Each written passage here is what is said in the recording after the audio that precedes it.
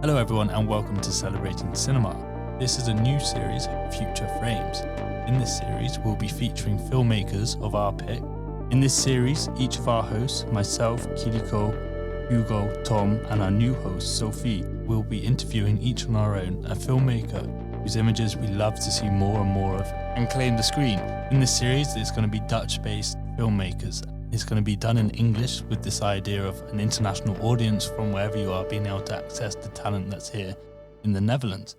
For my first pick, I've chosen a Rotterdam-based photographer turned filmmaker, Ashley Röttjers. Welcome, Ashley. Thank you. Thank you so much for having me. Thank you, Ashley, for joining. I first came across your films at IDFA Meets. I watched Celestial Spaces, a meditation of liberation practices, and I was truly moved by it. Just sort of, I think, having watched a lot of what is available to watch, the images you create are very elegant and they really capture sort of a very natural human beauty. And we'll get into that a bit more about how you're able to do that coming from a background of photography. But maybe let's start by, what's the first film that you ever watched or you remember watching? Thank you. That was really some nice words. Thank you so much. So I was thinking about this, like what I remember from like childhood when I started watching a lot of films. And my mom has always been obsessed with films and series and everything. So she would always get these like burner DVDs, like these sort of bootleg DVDs, and we would just watch everything. But I think one of the first films that really like spoke to me, which is going to sound sort of offbeat, is Charlie's Angels. Really? Really. Every time I say it, people are like, what? It's because, I mean, I was very young at the time, which, you know, is questionable. But we had it on VHS, and I just thought it was so badass. I was like, you know, back then I wasn't aware of like all the, you know, sexism, or I wasn't even aware of what that even meant. I was just like, wow, these are some badass women like fighting off men and they're winning. And the sort of absurdity of the film, I don't know, really stuck with me. And I would like watch this film all the time. Like, really? Yeah, honestly, again, like shout out to my mom for allowing me to watch that. But it was like the first film where I was like, oh, this is amazing. And like the use of music and like all these scenes, they were sort of like so crazy. Like it was so unexpected. The way the film progressed is like so unrealistic, obviously. But like back then I was like, whoa. So that was the first film where I was like, yeah, that's sick. But back then I had no idea I would ever like get into film, or because I don't come from a artistic household at all. Before we get into your background, sort of into filmmaking, it's funny that you mentioned Charlie's Angels, because it sounds like there's already there an influence of this idea of the female gaze, maybe this idea that excites you, which you see in a lot of your work. Yeah. Do you think that's an aspect that perhaps really stuck with you when watching this film, just to see females in a different kind of role than you were perhaps used to growing up? Yeah, I think so. I think even now I still really enjoy this film, even though, you know, now we live in a very different time and we might look at it through a completely different scope. But I still enjoy the film because there's just so much to say about it, right? Yeah. Like even portraying females overly sexy is something that's perceived. You know, why can they not be that sexy and fight crime? You know what I mean? Yeah. So it still is a film that kind of sticks with me. But now, obviously, luckily, my film taste has progressed a little bit. But I think it was definitely one of those things that stuck with me, because when I was thinking about this, like, what is the film that influenced me? This was the only one that kept coming back. Yeah, which does sound kind of odd, maybe, if you look at my work. I think it's always refreshing to hear that, because you don't want some sort of like old Western maybe, or one of these classics, just something that perhaps will picture a different side than we see now as you as a filmmaker. Yeah, and it's also something I just never been exposed to. I think my mom is very much into what at the time was very like modern or like pop culture back then. Yeah. So Charlie's Angels was definitely a staple, right, of the 2000s. So I never got those like old school Westerns, or that wasn't something I knew. I had no idea. Talk to us about your upbringing. What were your teenage years like? You say you didn't come from a necessarily artistic household. How did you start to dip your toes into this world? Yeah, it's interesting. I think so. I don't come from an artistic household. I grew up in Arnhem.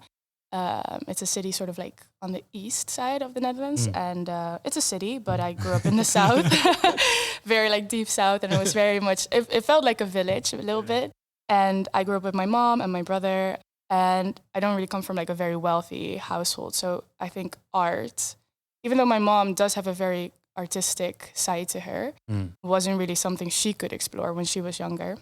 And also wasn't necessarily something I was exploring when I was younger. I did like to express myself through music and dance. I would always be singing and dancing. And I always loved taking pictures with this like little digital camera back then. No idea how that would progress. I was like, that's nice. And then my passion for taking pictures kind of progressed when I was like 12, 13. And I saved up enough money to buy my first like DSLR camera. And I would take pictures of my friends for Tumblr. Oh, wow. Yeah, so I was really young when that started. Again, I had no idea this would be my profession 10 years down the line. But yeah, so that kind of started back then. And I always loved making my friends just feel pretty. And I would just especially capture even my mom or like my female friends would always be my subjects. And I just loved showing them how I look at them. So I did kind of notice like, oh, I really like this, right? It's like, this is really interesting. I would just play with it. Again, no one around me would tell me I could do that necessarily. They wouldn't tell me I couldn't, but it just wasn't a profession at all in my mind. Like it was just a sort of hobby. So that would just kind of like evolve, I guess. And when I was a teenager, I just got like really... Also, I think I felt really safe behind the camera because I was really insecure as a teenager. Yeah. Would you say you were introverted?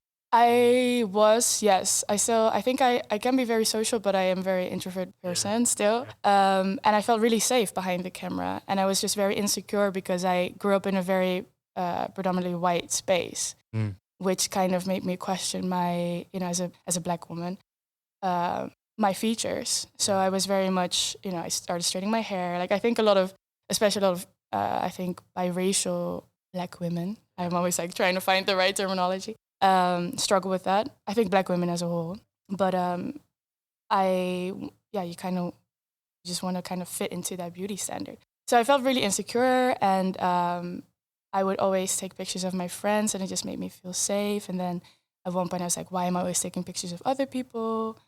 Back then, even because I was quite good at school, actually. So I wanted to maybe become a lawyer or something. And my mom wanted me to become a lawyer because my brother is a bit more troublesome. So I was like the kid that was supposed to do it all right. Yeah. And then I graduated high school and I went to this like management school and my soul died. Oh, really? Yeah, I was like, no, this is not for me. This is not for me at all. And then I actually ended up going to art school because the camera had always been there. And I was like, oh, this is actually, I like this. And, let me actually see what this is. And look at me now. Exactly. Yeah. And maybe before we touch into what art school is like, we like to sort of mark different times in our lives by films. What would you say is a film that sort of marks your coming of age, or a film that, stuck with you then?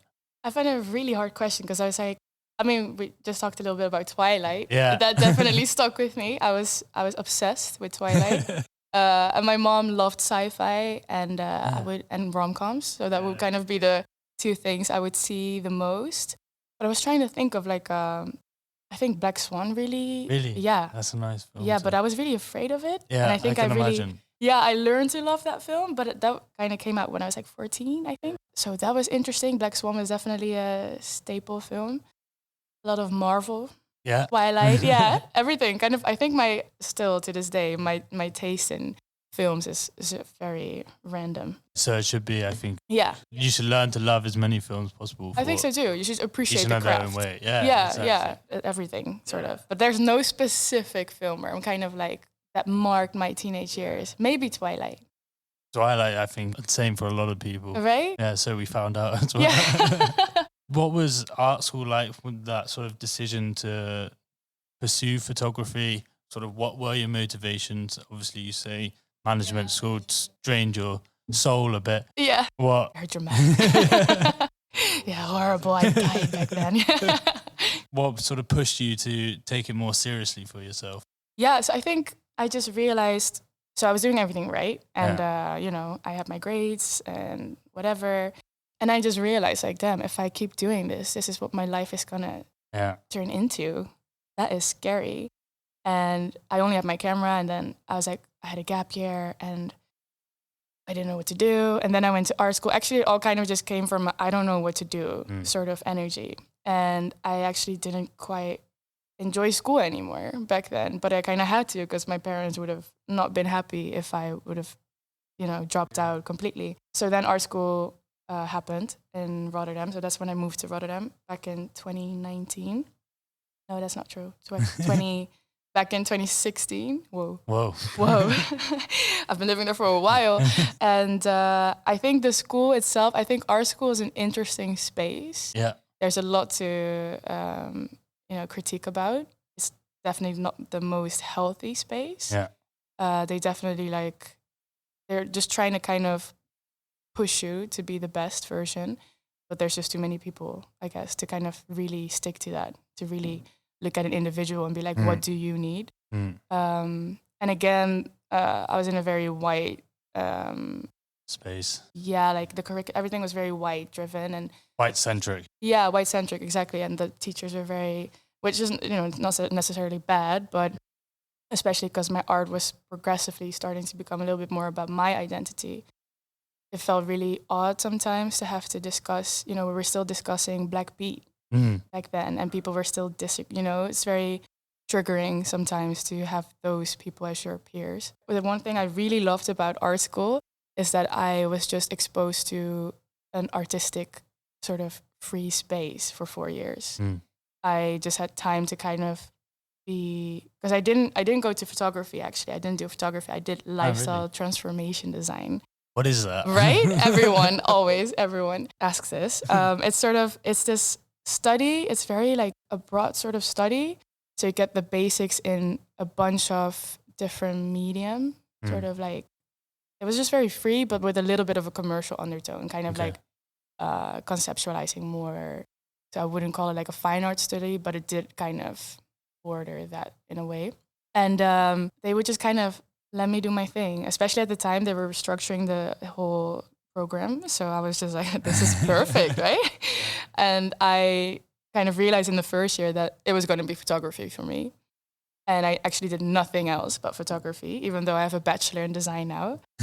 And I had the opportunity to go to Berlin for my internship. Oh, wow. Amazing internship I did. And then I went to New York to do my minor in critical studies. All of these things I never would have imagined me doing back when I was younger. So I think that's where I'm very grateful to just have this sort of art school experience. I would do it all again, actually. Yeah, no regrets.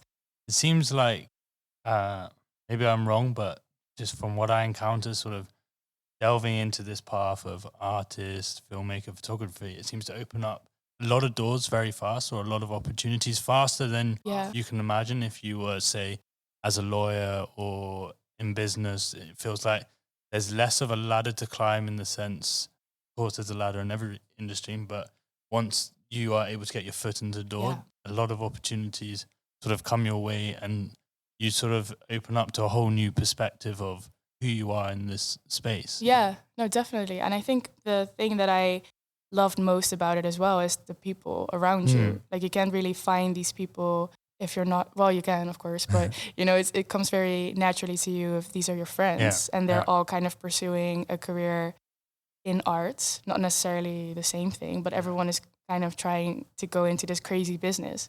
And that is just something my friends now are still the same people from back then.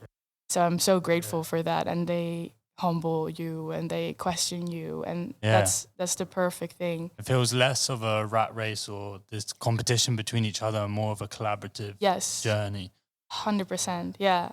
I will talk a bit about sort of the team you've kept with you and the films you made, but your graduation film, Groeipijn, sort of really, you already get this idea that filmmaking is perhaps something that comes quite naturally to you, in the sense of crafting an image, being able to tell a story that just different. There's no sort of conventional narrative structure, But maybe first describe or explain what this film is, because it's very personal to you. Yeah. And we can discuss a bit sort of what it felt like to watch it and sort of the ideas and how you're already able to come up with these images. Thank you. So I was doing photography all throughout the studies. And then I just kind of felt like I just wanted to make something moving, like a moving image. Like I needed these pictures to come alive, sort of. Yeah. So my graduation film, Groeipijn, started from this idea to have these sort of photos come to life, these sort of like locked settings coming to life instead of like the camera necessarily like chasing something. Also because I had no idea what I was doing also at all. So I wanted to talk about what it was like for me to grow up. Yeah. Because at first I was like, oh, I want to tell so many stories and I want to find other women to tell their stories. But I was like, who am I to kind of go into other people, their stories, specifically at that moment in time. So I just decided to take myself sort of as the subject. And I created this, it's sort of abstract also. Like there's no conventional, like you said, storyline at all. But I wanted to also create this almost fictive, I haven't talked about this in a while. I'm trying to see how I can describe this process. It was very hard because actually the people guiding me through this process in the school were not very supportive because it's unconventional. They didn't really understand the process at all. And you sort of center it around the meeting of your grandmother, right? Yeah, so I'm half black, half white, and my mom's black and my dad's white. And Surinamese? Surinamese, yeah. And so I grew up with my mom, and my dad would be around sometimes, and his mom, so my grandma, had a very unfortunate life. So, well, she's just racist. That's just kind of, I don't want to talk negative about her at all. No, she had her reasons for sure. Yeah. Not to dismiss that, because like it's horrible. But imagine the hate you have in your heart, right? To have that sort of. So that was actually something that started this process. Like, imagine blood not being thick enough, right? Like this is I'm your grandchild. That's so crazy. Yeah. So that kind of kickstarted everything. And I was like, just wondering like how, if your family, how is tradition or history stronger than me just literally being your son's daughter? Familial bonds. Yeah. And I was talking about it with my dad a lot at the time. We have a great relationship now. And he just took me to her because she didn't want to see me when I was younger because I'm black. And he was like, you know what? We're just gonna pull up to their house. And I was like, let me just record this like audio. And me and my dad are talking. We have great conversations and get into this house. We have this very bizarre moment. And the audio clipped for some reason. I never had an audio clip in my life before, but just the whole, like, it was a half an hour memo. It just vanished. Wow. Only the first 5 minutes. So like the beginning of the film, you can hear her calling me by my mom's name and then be like, oh no, oh right, it's Ashley. And I thought I was really strong as well because I think a lot of the hatred comes maybe from my mom. Maybe that was also, I was just thinking a lot about all of these things, like being a black woman with a white man and then her being a white mom and then me and I had no answers. I just wanted to kind of portray these thoughts and just visualize these thoughts. Yeah, that's kind of where Groeipijn came from. And I used my family to kind of show their role in how that kind of went about. But I also created these very fictive, we have this like amazing, lovely scene with the 4 of us, and that's just not real. But I also wanted to play with that sort of like. And the children playing as well. And everything's very surreal. Yeah, it's all fictive. But it is a real story. It's my story, but it's very much told through these like kind of, odd moving photos.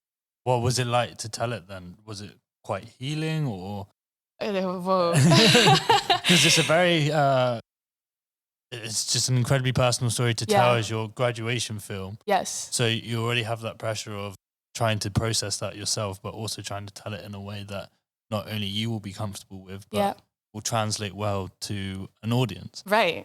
No, it was definitely peak anxiety. I think when I was in the process, I tend to do this thing where I'm just going, right? I'm just like, I have this idea, let's just go. I'm not really thinking about the reality of things. Yeah. And then, the reality hits. Yeah. And I had to just have it on display. And that definitely made me very anxious. Also because I felt like such an imposter because I never made a film like that before. So it made me anxious, but also it was kind of healing for my family. And also a lot of women of color specifically, and a lot of Black women came up to me crying because they could really feel sort of how they felt growing up. This was actually screened at IFFR, right? As part of yeah, we did an IFFR screening, but it was for the Surinamese liberation. Yeah, Surinamese Nai sort of it's like young selectors, I think it's called. Yeah. So that's like 2020 or something, 2021 also, and it was up at Willem de Koning, so my art school. It was up there for a week or something. So and people always kind of visit these graduation shows, right? So I didn't necessarily like anticipate on that happening because it felt a bit cocky to be like, yeah, it's gonna be like, like who the hell do I think I am? But it did resonate with a lot of people, and it just made me kind of hungry for more. Also, how does it feel to hear that kind of feedback? That was amazing because I think a lot of people as an artist, you want to have an impact, but you can't really say that or know that you're going to have what kind of impact. I think it's also I always hate when people say those things like I just want to impact people, and I'm like, I get it, everything impacts people, of course, that's what it does, but like you can't really expect it to hit like that just because I'm also a Black woman and maybe other Black women, that's kind of a cocky approach in my opinion. So when that actually happened, that was such a amazing thing. We would just hug it out and cry together, and that's very healing. And to kind of be with other Black women like that kind of also started a whole process for me. Like it felt really safe, and it was definitely a start of something. But I did choose to not put it out publicly. Why was that? Yeah, because it does feel like too personal. Yeah, because when I screened it at the Young Selectors, everyone will be asking about my grandma. Really? Yeah, it's just like, it's such an absurd story. It's so crazy, right? Like, it's such a film plot. Like, like it feels like that specifically. But still, that wasn't where my mind drifted to when I was watching it. You can understand perhaps that there's this idea of estrangement, but it felt much more rooted around you rather than anybody else. And sort of the influence of family for you. Because I appreciate you saying that. Because there's this one line from your dad, I think, which I thought was really sweet, but also really interesting, where he says that he just wants to help you turn your dreams into reality, but you have to do it yourself. Yeah.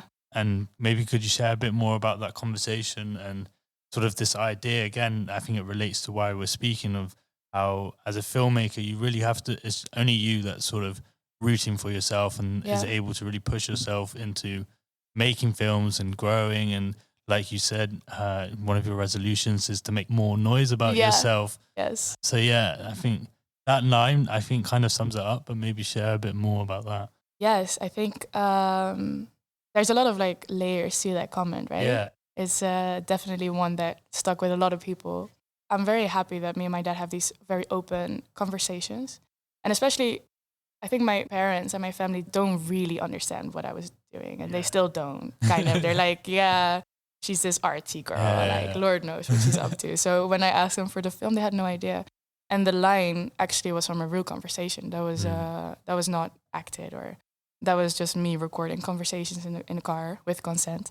Do you do that a lot? No. Or was it just for that project? Yeah, in that project, I was just having so many deep conversations. I mean, I do think about it a lot. Sometimes I have conversations with my friends where I'm like, damn, I wish I would have recorded that. But me and my dad were in the car, and he always says things like that, without getting too much into like my family.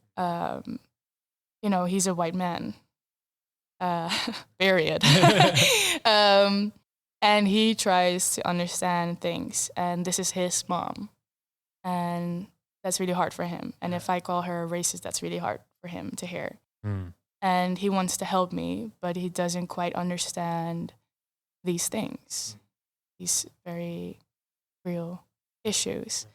So he is a great great person. He's like my best friend, but he sometimes can just be very blunt and realistic. Yeah. Which I also have. So I know it comes from love. So yeah, it does sum it up. Like, he helps me in every way he can help me now, and in his way. But he doesn't quite understand maybe that there's maybe more work for him to be done to understand the dynamics in this family. But he tries, and I love them all so much. But the conversation, I just felt like that was very interesting because he can't help me and he won't understand how it is for me as a Black woman in life. It's a movie, but it's my life also. Yeah, I guess it also comes across as like a visualization to all these scattered thoughts. Exactly. There's no answers. Yeah. Still, we're living through it. Yeah, why it's not necessarily a normal plot line. Yeah, exactly. Yeah. Every time I see something you do, it's always like, oh, I would never have thought to have shot it like that, or that's a new way. Yeah, just like, so the bicycle wheel looking up to the sky, or capturing the kids playing their hands from upside down. It's just like all these different angles that have a twist that are so subtle, but they make it a bit more than what it is, or just different to what you're used to people shooting. Like, it feels like you're a bit more playful and happy to push the boundaries a bit of what you're normally used to seeing. Yeah, I really love playing around in photography and film, because I'm not a schooled photographer necessarily. I'm sort of, and not at all. I didn't go to a film academy or, so I like to have fun with it, because when I went to management school, that was horrible. So now I'm like, let's just have fun, right? And these angles, I would do that in photography. So I want it in film. For instance, the bicycle scene, the beats in the bike wheel were the colors of the Surinamese flag. And the bike is very Dutch. And then I'm just playing with this sort of, it's very obvious actually, but it isn't. Yeah, exactly. You know what I mean? Yeah.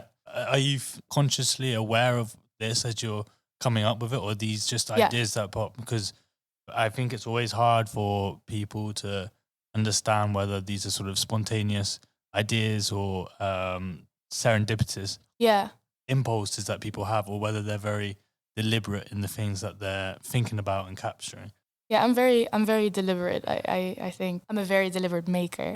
and detailed oriented. Yes, very, very. I think, those things like a bike, it's like such a thing for Dutch culture, right? And then the Surinamese beats in it, you can kind of dissect that as a whole thing. Yeah. They're very deliberate. And maybe I'm not as deliberate in like all these specific notions, like what I'm saying, like, someone came up to me, because it was also screened at the New Institute. They had all these theories, right? These were these like sort of masters also in film, and amazing, of course. And they had all of these sort of analogies about that scene. And that isn't something, like, I didn't go into that deep. So making the scene, I'm like, yeah, this is very specific to me. But then when people even go even further, that's, that's just something that's lovely about film. If I could, I would do the same thing with photography as well.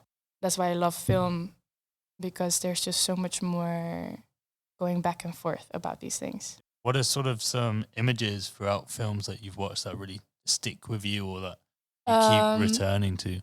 Such an interesting question. There's different movies for different reasons. So, for instance, one of the films that was maybe the first film where I was like, oh, I can really see myself in this, was Waves. Have you? No. Yeah, it's a bit American. It's a very interesting coming of age story. Yeah. About family dynamics and about brother and sister dynamics as well. So that was actually a film that really stuck with me story-wise. And images-wise, this is going to sound really, really horrible, cliche, or, but I don't really go into I don't go to a film and oh, wow, I don't save the shots, or, I'm on Shot Deck, of course. Love that. Shout out Shot Deck. Sponsor me. No, just kidding. Of course, I love watching, and of course, you're inspired by them. Perhaps they lie more in the subconscious of when. Yeah, maybe now I do kind of look at wow, how did they do that, or how does that work, or why is there a wall there, or why? But I think when I started, because it started off so playful, I didn't really actually the shot list for Groepijn was oh, it was so horrible. And these random scribbles because I can't draw at all. And I had to ask someone to redraw them and they still look kind of trash. So that's where that came from. And I like this whole locked image idea. And then other people are like, oh yeah, you should see this. And this really reminds me of that. And like, oh yeah, okay, I see that. And I get that. Obviously, I'm not the first one to do any of these things. But I don't intentionally, like, that's just not how I went into the filmmaking. If that makes sense. Yeah. Without sounding like, oh, I don't draw. Of course I do. And I think a lot of my inspiration comes more from photography. And there's a few films, like for instance, I mean, Scorsese always hits. And I just watched The Menu, which I loved. Yeah. I love Christopher Nolan, of course. But all of these things are so, for different reasons. No real direct link to what you're making. No, but also maybe there is, or maybe there isn't. So I always find that the hardest question, like, what is your inspiration? I always just like to take these photos with my iPhone when I see things, or I like to recreate things I think of with my friends. And then I'm like, I go to the DOP, be like, can we do this? Or can we, is this possible? So I think maybe as I get older and as I learn more, I will look differently into that, but I'm not really the one to like have a list of sources. Yeah. I was hoping you didn't ask me this question. I was like, shit, they're gonna know.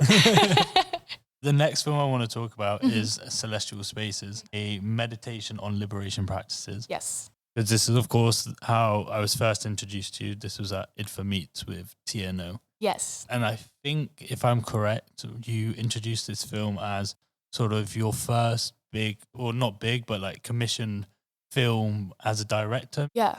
And this was with Stephanie Afrifa, right? Yeah. And maybe just explain a little bit about what it was. So I graduated and then like COVID happened. And Stephanie was chosen to create this space. She had this idea of a meditation on liberation practices. And she wanted to create this online, because it was all online because, COVID. She wanted to create this safe space for Black women. And she was talking to me about it. We weren't really there wasn't intention for me to be the director necessarily. We just kind of became friends back then and we were talking about it. And from that conversation, we did realize that, oh, maybe I would be a good fit. And she really trusted me with that, which was such a amazing thing on her side as well, because I literally hadn't done anything like that before. Yeah. And she completely trusted me with visualizing these things. So she had some ideas of what she kind of wanted it to be like. And then, I gathered Sami to get on this project with me. Who's your DOP, right? That's the DOP, yeah. Sami El-Hassani. He's great. And he also shot Groeipijn. I just had these ideas, but kind of similar to Groeipijn, with these locked frames as well. And these sort of playful ways to, because it would just be these long practices of someone dancing, or this long press of someone pole dancing, or braiding, or it's around dancing, braiding, and pole dancing. And there's also a roping one. So there would be rooms in the online space. So that was definitely the first time I worked with someone like that, but still got the full artistic license. Yeah, that was really nice. Of course, Stephanie, we were in it together, but of course I look at it from a sort of maker point of view, and she was conceptually making sure that everything was in it. So that was a lovely, lovely project. I'm very happy with that project. This is why I chose you as sort of the Future Frames person I would like to speak with, because I watched braiding at IDFA, and it's perhaps a practice not necessarily all of us are familiar with, and definitely don't know in an intimate way that Black women would do. But the way that you capture it, I think, sort of not only symbolizes the films or the kind of themes that you like to explore, but also the kind of images that I think people really want to see and would be able to connect with, and maybe connect with a different kind of audience. With this braiding sequence, it's about 5 minutes long, I believe. Yeah. It really captures sort of the Black joy, framing womanhood, and there's this one line, bonding through one of life's most underestimated love languages. Yeah. And that kind of, to me, by the end of it, summed up what you're experiencing. Yeah. I was after that thinking, wow, I would really love this filmmaker just to share more and more about stories that are personal to them or their experiences, and open them up to a wider audience that can sort of help people to just have a window into this world that they're not perhaps used to seeing on a big screen. Yeah, no, I hear that for sure. The spoken word artist we work with, Alida, wrote this. She's amazing.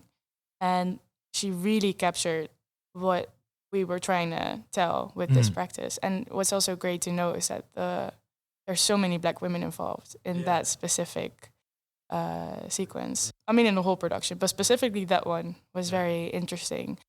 And we also decided to keep it it was very joyful, but it was also sort of fashion-y. Like it was... Well, it was artistic. Yeah. I think that's the first time I've seen, and maybe that's just because of what kind of content I consume or open myself up to, but seeing braiding as some kind of art form. Yeah. Especially with the final image of these two women with their hair and these gorgeous. Sort of... Kiana Williams, amazing hair artist. Yeah, no, definitely. I think there's been a lot of, especially back then, there were a lot of... braiding videos and films. And I think, there's a reason for that. Yeah. Because, I have my hair braided right now, and that's a returning practice. Yeah. And, I was getting my hair braided on Friday, and it's the most therapeutic session. Yeah, I can imagine. It's so nice. Yeah. And we all have this experience, and to just talk about that is great. Like, I mean, everyone's like, oh, no, not another one, when now there's a lot of Black culture being visualized in these films, right? And they're like, oh, I've seen it, or right? Yeah. But that's just because there hasn't been any of that noise back then. Yeah. We've seen a lot of the same white things, But for some reason, that's just too much for some people, right? That's so interesting. That's such an interesting... They've seen it once, and now they think they don't need to see it again, or there's nothing new to it. But yeah. Exactly. Of course, there's just layers to everything. And of course... It's been an easy out for some people to maybe be like, oh, I saw this, let's copy it, or, but who am I to say that anyways? I think that specific sequence, I'm really happy that also impressed you back then. I'm very happy with that one. And also just the way we filmed that, it was such a challenge. It was amazing, yeah.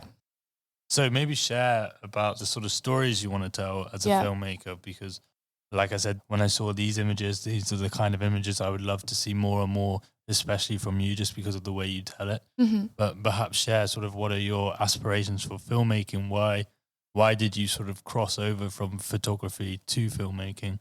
I actually want to get into fiction more, but always keep this sort of playful approach. I want to talk a lot about family, actually, and specifically about brother and sister relationship is a project I've been working on for a really long time, but it takes forever. I want to tell stories from my side of things, and these sort of softer stories, I guess. I have this conversation like every week with just random people that are like, yeah, I want to tell these stories from the less fortunate, or da-da-da. It's so odd, right? Yeah, that people say those things. And then I'm like, I don't really want to tell anyone else's story but what I know. And that's also debatable, of course, but I like to keep it sort of close to me and how I see things. And then no one can tell anything about that because it's my perception. So those are stories I want to talk more about, just about being also more like joyful Black experiences. Yeah. We live in a very like, I think because now it's all very recent that like Black makers have had a bigger stage, I guess, or just more presence. People are just now seeing that we're here. Hi. And there's a lot of pain to be talked about, which is important. But it's also important to talk about Black joy. Also, I'm still a photographer as well, more into like Black sexuality, because we just need more, right? There's just a database that we don't have. That's why everyone's like, oh my God, more braiding. No, we just need more. We need to make sure that we can individualize Black people. And change the narrative. Or perception. For sure, yeah. And to be like a Black woman, there's so many layers to that as well. Yeah. Me and Stephanie are completely different people. Yeah. But we bonded on this project, but we're also still completely different people. And I think a lot of people can't really comprehend that sort of, we're so in the like early stages of just like Black people having more layers. Yeah. That makes sense. Yeah. But yeah, so I want to talk more about that. I want to talk more about Black people having sex. I want to, well, not like that, but like, let me put that differently. Black sexuality, Black love, like joy, to the extent that I feel I am comfortable with as well. I'm still also, half white. Yeah. So I don't feel comfortable being the sole sort of, I'm just always kind of very aware of who am I to tell these stories, whether it's photography or film. I guess it keeps you grounded and sort of honest with yourself. Yeah. Like you said, I always think, and I agree with you, most personal stories are often the most relatable because they feel the most authentic or honest. Yeah. And I think if you keep reminding yourself of that, then you will never stray away from the stories you want to tell. Exactly. And that can take on so many different, literally different ideas. It doesn't mean that I'm always going to be talking about the same girl or the same, there's so many ways to talk about what's happening. I'm also talking about the trend of like spirituality right now, or like what that means in relation to like art and culture, and how this sort of new, there's so many interesting things happening with spirituality being so accessible, for instance, and there's just so much to talk about. So I want to tell those stories. I also want to not make it all, I have this tendency for it to kind of be a little bit heavy. I want to always keep it sort of raw and vulnerable, but maybe one day it can be a bit more funny and light, but we'll see. A rom-com maybe. Whoa. Who knows? But I'm very excited about all of those things. But I think it will always be a sort of a little bit like surrealistic and always a bit abstract. I think that's just me as a maker. Whether it's a film or photography, I just like to kind of move in that angle. Yeah. Like Atlanta, for instance, is amazing. Yeah, amazing. Have you watched Random Acts of Flyness? I actually started. I still have to. It's crazy. Yeah? Yeah. I still need to finish it. And I mean, also The Menu, for instance, I thought it was sick. Such a different story, but like this way of storytelling is so interesting. There's such a new way of telling these stories that's kind of popular right now, like Triangle of Sadness as well. Or it reminds you that there's just still so much to be explored. You can just do whatever. Yeah, you think a story's been told in so many different ways, but there's always another way to tell it. And it's really hard as well to kind of, before I saw these stories, I was like, can I do that? Yeah. Can I, people are like, no, that's not how it works, or you should go and study this and that, which of course could benefit me in some ways, but I think it's amazing to kind of see these directors just playing with it. That's of The Worst Person in the World. That was maybe one of the best films. Yeah. Amazing. Like these are the stories I kind of want to look into more, but just, these sort of real stories of being maybe a 20-something-year-old and just trying to figure it out. Being a Black woman, I always get asked for the same thing, like, hey, you're a Black maker and we need a Black maker. Like there's so many funny things that are just here to explore. And what are sort of some of the obstacles you face now as a filmmaker wanting to make your own stuff? I'm sure sort of a common one will be funding and access to funding. But maybe there's others that people sort of underestimate that you have encountered. I think for me, it was very much just, I was my sort of biggest obstacle. It's going to sound really cliche, but it was, and it still is. I mean, so I do a lot as a photographer. So people know me as a photographer. To switch into directing, I just struggle with that sometimes, where I'm like, do I know enough? Or, am I... Imposter syndrome. Yeah, imposter syndrome to some extent. Because deep down, I know.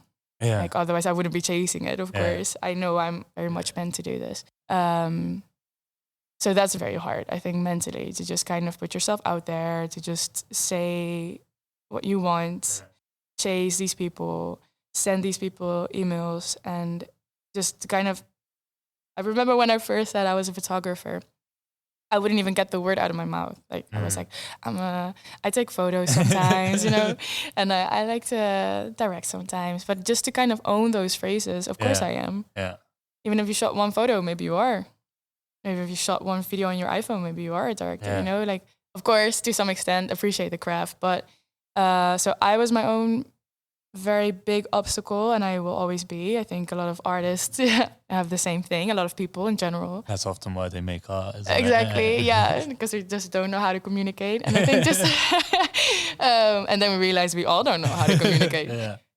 So that was a big thing. I think also just knowing where to kind of start. If you haven't gone to like the Film Academy, you don't even know how this goes. Like, how do I apply? How do I write a synopsis? What do I need to get the funding? It is often just starting. And my belief is I think film school and art school, they're all great for certain people maybe, but there's so much more freedom and sort of finding your own way. I agree, yeah. Of course, there's so much more anxiety that comes with that, because you have no sort of metric to compare yourself with. But yeah, I think it translates in the films you make.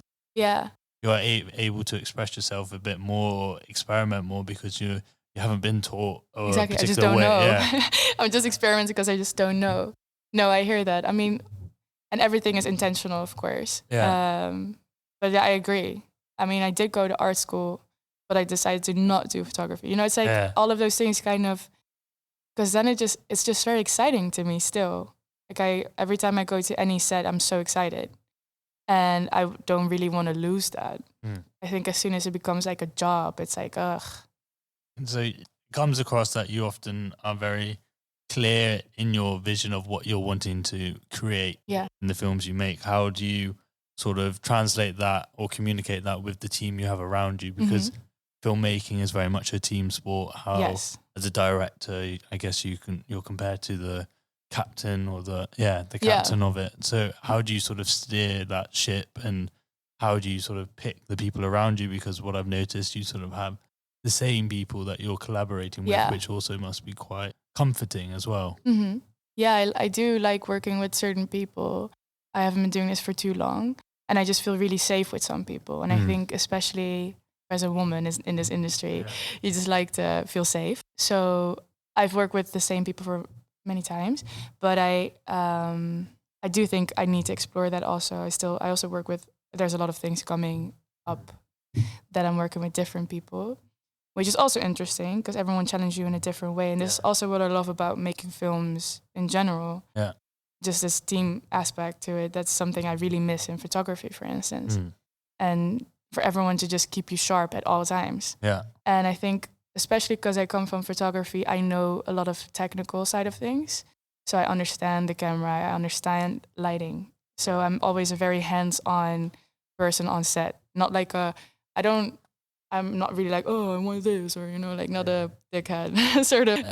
But I know a lot of technical things. So do you get nervous on set? No.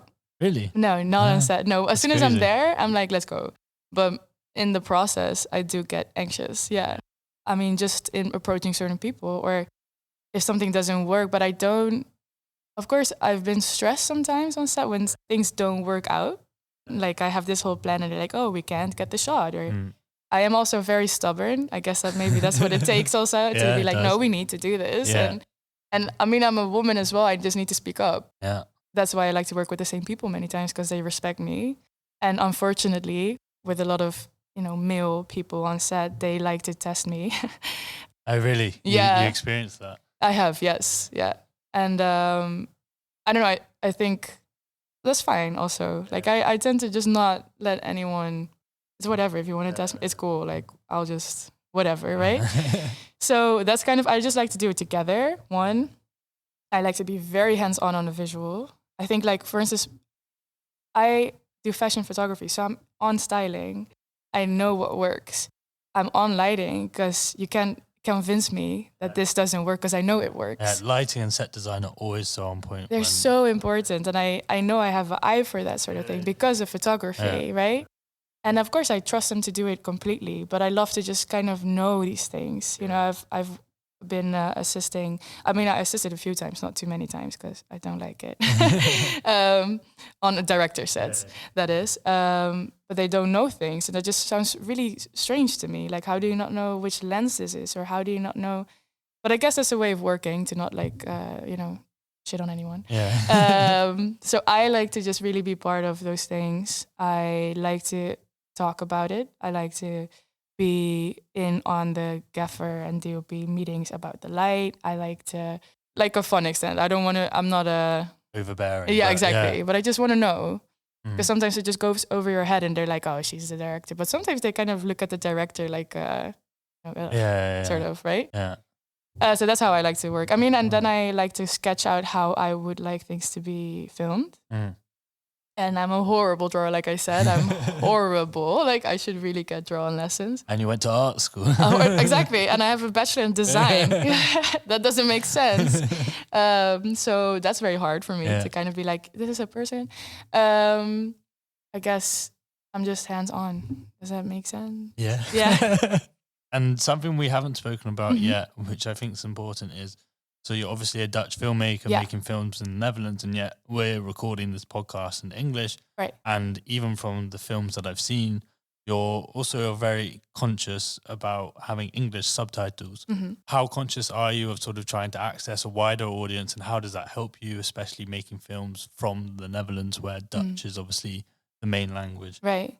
I just think that a lot of Dutch films, you know, they're not a lot of great Dutch films, right? Like now it's starting. The idea of this series is so that we see more and more greater Dutch films. Yeah, I mean, there's great things coming. Yeah. For sure. And there's a few really good ones, definitely. There's amazing film people in the Netherlands, like crazy directors, crazy DOPs.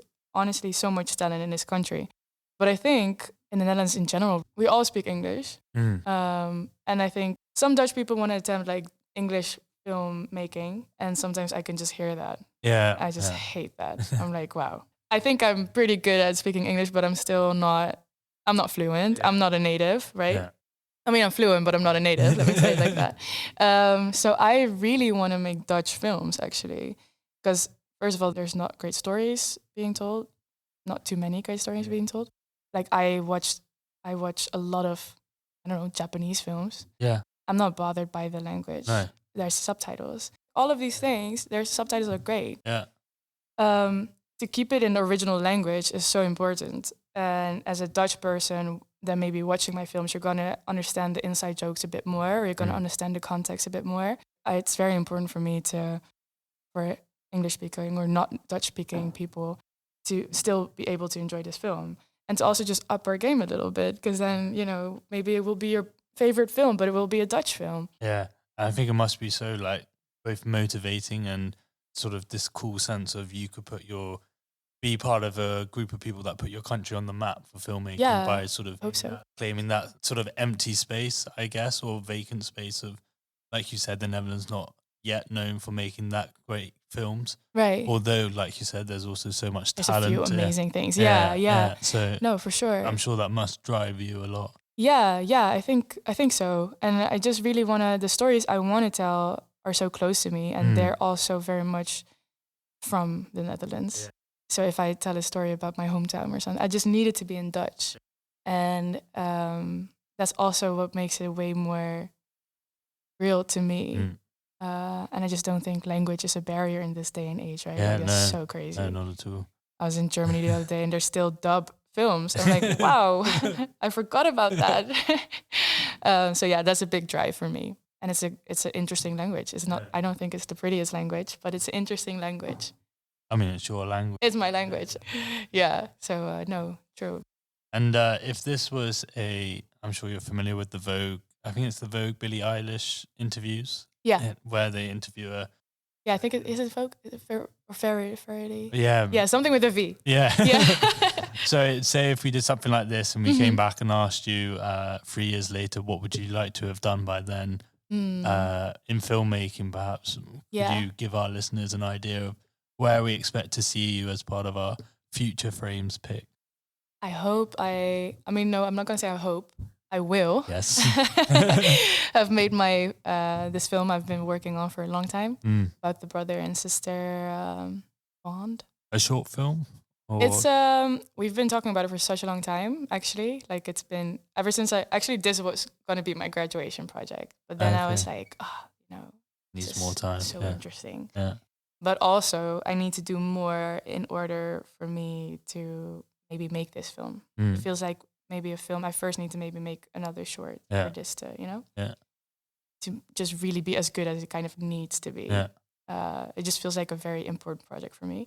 But I hope that will be made by then. I'm not going to say too much about it because I don't want to raise the stakes that are not there yet. Yeah. So I hope I have made that, and I hope I I will just balance work life.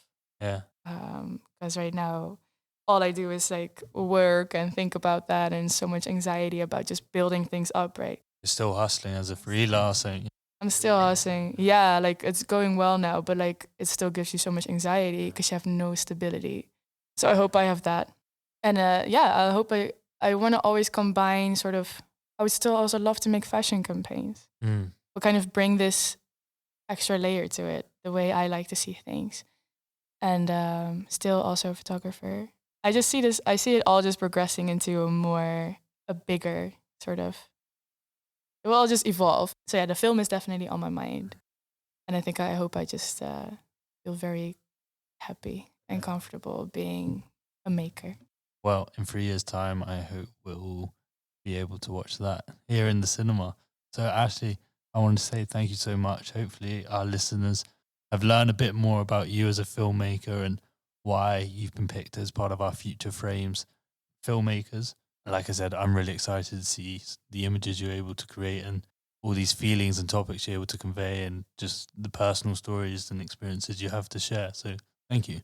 Thank you. Thank you so much for great questions and great conversation. Really enjoyed it. Thank you for listening to this Celebrating Cinema series, Future Frames. Make sure to listen to the rest of the crew's conversation. We'll be releasing one episode of Future Frames every week during March. So please leave a review on whichever platform you listen to and share so more people can discover both us and our future frame makers. In our show notes, we'll of course include links to their work and how you can follow and support them as they continue on their journey. You can also check this in the episode description on whichever platform you listen to. Feel free to send in any questions and suggestions to celebratingcinema@lab111.nl and follow us at lab111 on Instagram. As always, we provide show notes, including all films mentioned and links to the filmmaker's work at celebratingcinema.com. This was a Lab 111 production, edited and produced by Elliot Bloom and Yvonne Gisi, with music from Hugo Emazal and artwork by Studio FFF. Thank you very much for listening, and until next time.